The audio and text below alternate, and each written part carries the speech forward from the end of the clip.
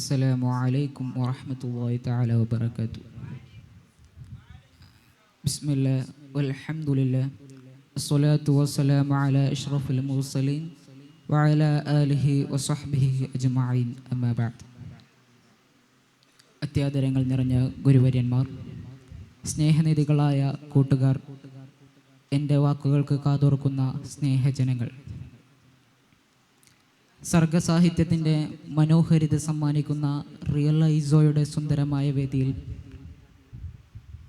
ലഹരി നിരോധനം ഇസ്ലാം സാധ്യമാക്കിയ ലോക മാതൃക എന്ന വിഷയത്തിൽ അധികരിപ്പിച്ചാണ് ഞാൻ സംസാരിക്കുന്നത്.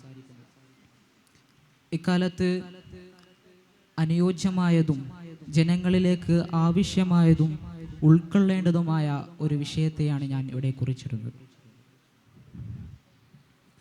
പ്രിയരെ, സമാധാനത്തിൻ്റെയും കരുണയുടെയും മാനവ സ്നേഹത്തിൻ്റെയും മതമായ ഇസ്ലാം മനുഷ്യജീവിതത്തെ തകർത്തു കൊണ്ടുപോകുന്ന എല്ലാ അനീതികളെയും പാപങ്ങളെയും നിരോധിച്ചു.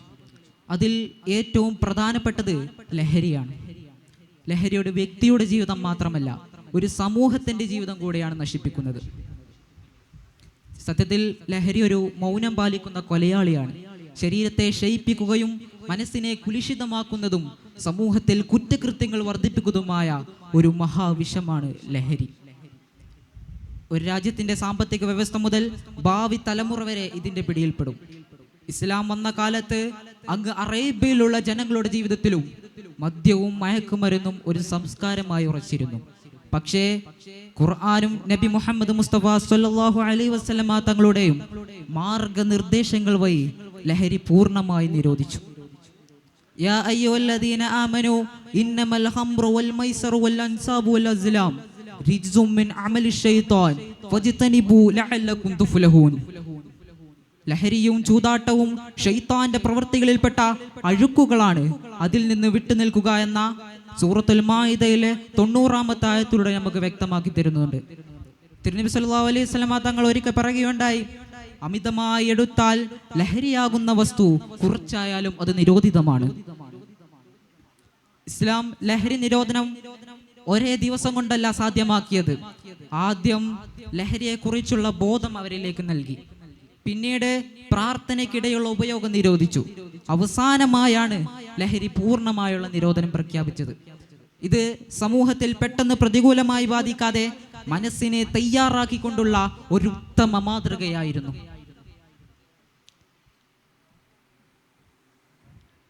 ലഹരി സമൂഹത്തിൽ നിരോധിച്ചത് നിയമം കൊണ്ട് മാത്രമല്ല, അള്ളാഹുവിനോടുള്ള ഭയവും ആത്മശുദ്ധിയും ഉത്തരവാദിത്യ ബോധവും മനുഷ്യനെ ലഹരി പിന്തിരിപ്പിക്കുന്നുവെന്നും ലഹരി തെറ്റാണെന്ന ബോധവും അവരുടെ മുന്നിൽ സമർപ്പിച്ചിട്ടുള്ളതായിരുന്നു. ലഹരി നിർമ്മാണവും വ്യാപാരവും പൂർണ്ണമായി നിരോധിച്ചു. അതിൽ നിന്നുള്ള വരുമാനവും പോലും നിരോധിച്ചു. ലഹരി ഇന്ന് മദ്യമായി, മയക്കുമരുന്നുകളായി, ഇ സിഗരറ്റുകളായി, ഡിജിറ്റൽ ലഹരിയായി മാറിക്കഴിഞ്ഞിരിക്കുന്നു. ഇസ്ലാമിന്റെ മാതൃക നമ്മോട് പറയുന്നത് നിയമം മാത്രം മതിയില്ല, വിദ്യാഭ്യാസവും ബോധവൽക്കരണവും ആത്മീയ വളർച്ചയൊക്കെ അനിവാര്യമാണ്. സമൂഹത്തിന്റെ ഐക്യവും കുടുംബത്തിന്റെ പങ്കാളിത്തവും കാത്തു സൂക്ഷിക്കണം. ആകയാൽ ഇന്ന് സ്കൂള്, ക്യാമ്പസ് പ്രായത്തിലുള്ള വിദ്യാർത്ഥികൾ കൗതുകം തോന്നിയിട്ടും ബോധയില്ലായ്മ മൂലവും ലഹരിയിൽ വേഗം ഏർപ്പെടുന്നു. മാധ്യമങ്ങൾ വഴിയും സോഷ്യൽ മീഡിയ വഴിയും സുഹൃത്തുക്കളുടെ സമ്മർദ്ദം മൂലവും ലഹരി വളരെ വേഗത്തിൽ പ്രചരിക്കുന്നു. ക്യാമ്പസുകളിൽ ചിലർ ഫാഷനായി, സ്റ്റൈലായി തുടങ്ങിയിട്ട് പിന്നീട് അടിമപ്പെടുന്നു. ഇങ്ങനെ ചെറിയ ചെറിയ പരീക്ഷണങ്ങൾ വലിയ വലിയ അടിമത്തത്തിലേക്ക് വഴി തെളിയിക്കുന്നു.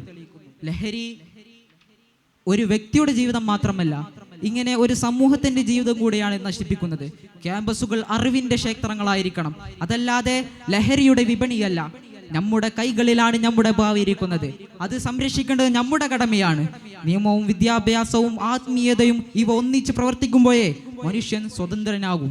ആകയാൽ ലഹരിയിൽ നിന്ന് വിമുക്തമായ സമൂഹം ശുദ്ധവും സുരക്ഷിതവുമായ ഭാവിയെ ഉറപ്പാക്കട്ടെ എന്ന ആശയം മുന്നോട്ട് വെച്ച് എൻ്റെ വാക്കുകൾക്ക് ഞാൻ വിരാമം കുറിക്കുന്നു. വആഖിറു ദഅവാനാ അൽഹംദുലില്ലാഹി റബ്ബിൽ ആലമീൻ. അസ്സലാമു അലൈക്കും വറഹ്മത്തുള്ളാഹി വബറകാതുഹു.